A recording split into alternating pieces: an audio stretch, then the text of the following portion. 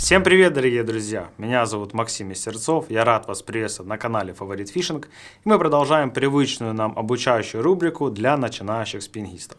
И сегодня поговорим с вами о плетеных шнурах для спиннинговой ловли. Первое, что хочу сегодня вам рассказать, это почему сегодня спиннисты наматывают на свои катушки шнуры, а не лески. Все дело в том, что шнур имеет ряд преимуществ, которые делают применение его более практичным. Первое из которых это малая растяжимость, что дает нам невероятный прирост в чувствительности снасти. Вы можете чувствовать, как ваша приманка падает на дно, касается веток, или же поклевки злых хищников становятся похожими на удары молотка по спиннингу. С леской всего этого не будет.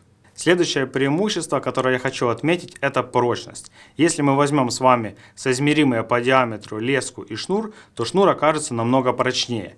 А значит, в одних и тех же условиях, при одних и тех же задачах рыболов может применить шнур меньшего диаметра, что открывает вам новые горизонты и позволяет добросить до самых осторожных хищников, которые ждут вас на дальних дистанциях. Но есть у шнуров и недостаток – это их цена. Но так как они более прочные и долговечные по сравнению с леской, то этот недостаток с легкостью нивелируется со временем. А теперь о характеристиках. Важнейшим параметром плетеных шнуров является их диаметр. Но так как шнур представляет собой сплетенную косичку из нескольких нитей, померить этот диаметр невероятно трудно. В разных местах он будет отличаться. Именно поэтому ввели японскую нумерацию плетеных шнуров, которая базируется на расчетах количества материала на длину шнура. К примеру, 0,6 по японской классификации приблизительно 0,13 мм. И чем меньше число в японской нумерации шнуров, тем диаметр, соответственно, тоже падает. Современные производители беспокоятся о покупателях, поэтому привыкли уже указывать размеры как в японской классификации, так и в миллиметрах. Далее наши шнуры могут быть сплетены из разного количества нитей. Классическими являются 4- и 8-жильные шнуры. 4-жильные шнуры отлично подойдут для донных анимаций, ярчайшим примером которой является джиг. 4-жильные шнуры более жесткие, поэтому они лучше держат контакты с абразивной средой, такой как ракушки, либо же деревья на дне. 8-жильные станут отличным вариантом для тех, кто любит ловить в толще воды с помощью блесен и воблеров. 8-жильные шнуры имеют более круглое сечение, чем 4-жильные, что увеличивает дальность забросов при их применении. Также они невероятно гладкие, что делает ловлю на 8-жилку практически бесшумной. 8-жильные шнуры имеют большую прочность, если мы сопоставим одну и ту же серию у одного и того же производителя. Сразу хочу сказать, что есть и нестандартное решение в виде количества нитей, из которых сплетен наш шнур. Бывают 3, 5, 12 и более жил. Данные шнуры мало популярны из-за их специфики. Поэтому новичкам не стоит обращать внимание на такие модификации. Из-за сложности производства 8-жильный шнур будет дороже. Именно поэтому для новичков я рекомендую начать с 4-жильного шнура. Сегодня шнуры продаются в различных размотках 100, 150, 200 и более метров. В зависимости от условий и задач перед рыболовом стоит обратить внимание на ту или иную размотку.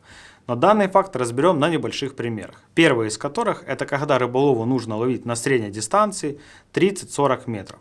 Именно такое расстояние станет рабочим участком нашего шнура. То есть будет пропущено через кольца и будет испытывать нагрузку.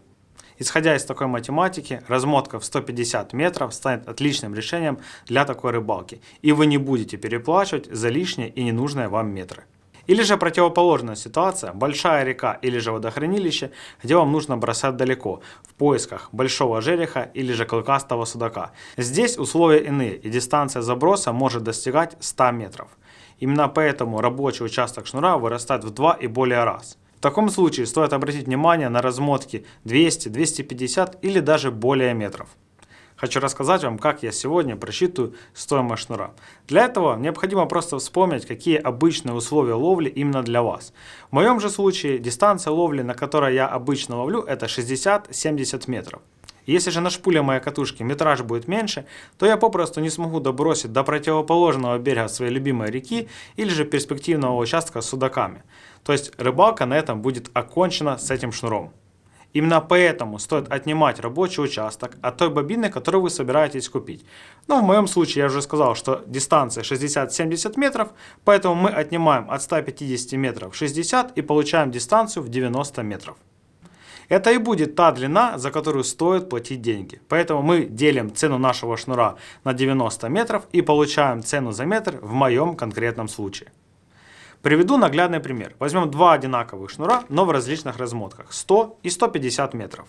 Если поделить цену на количество метров на бобине, то она будет примерно одинаковой. Но рассмотрим практику. Итак, я ловлю на дистанции 60 метров, и когда на моей катушке остается 50 метров, я не могу уже добросить до противоположного берега. А значит, шнур попросту я выброшу или пущу его на бэкинг.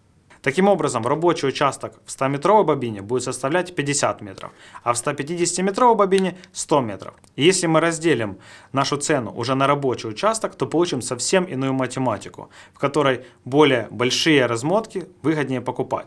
Но не забывайте смотреть на ваши катушки и учитывать лесоемкость вашей шпули, потому что иногда шнур может попросту не влезть. Следующая характеристика покрыта мифами и легендами. Многие рыболовы спорят и не приходят к общему мнению. Здесь я скажу только свое личное мнение, и касаться оно будет цвета шнура. Как же выбрать цвет шнура, который намотать на свою катушку? За свою многолетнюю практику я пришел к единому выводу, что цвет шнура не имеет значения для рыбы, а имеет значение только для рыболова. При ловле хищника зачастую мы с вами вяжем различного рода поводки. Но скептики скажут, что щука или судак за поводком видит наш шнур. И тут я хочу рассказать вам одну поучительную историю, которая случилась со мной на одном международном старте.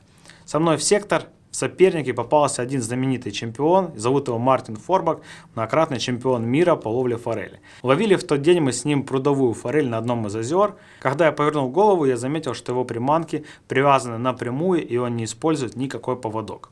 Казалось бы, нонсенс, но многократный чемпион ответил мне, что это нормально. В такой мутной воде, как была в тот день, она все равно ничего не видит. А когда вода более прозрачная, друзья, мы с вами можем использовать флюорокарбоновые поводки, которые просто маскируют нашу снасть.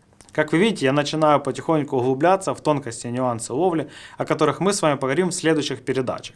В этом видео я рассказал все, что хотел о плетеных шнурах для спиннинговой ловли, а в следующем видео мы поговорим с вами о том, как намотать шнур на вашей катушке. Поэтому не забывайте подписываться на канал, нажимать колокольчик, чтобы не пропустить следующее видео, и пишите свои вопросы в комментариях. Ну а с вами был я, Максим Местерцов. Увидимся на Фаворит Фишинге.